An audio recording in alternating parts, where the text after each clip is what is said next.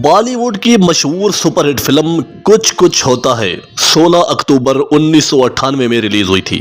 कुछ एक्टर्स उस फिल्म में बच्चों का किरदार भी अदा कर रहे थे जो आज बड़े हो चुके हैं। क्या आपको पता है कि फिल्म की हीरोइन काजोल के बचपन का किरदार अदा करने वाली लड़की कौन थी? आज वो लड़की कितनी उम्र की है, कैसे दिखती है और क्या करती है? इसके अलावा भी इस फिल्म में जो किरदार थे अभी 26 साल गुजरने के बाद वो कैसे दिखते हैं, आइए देखते हैं।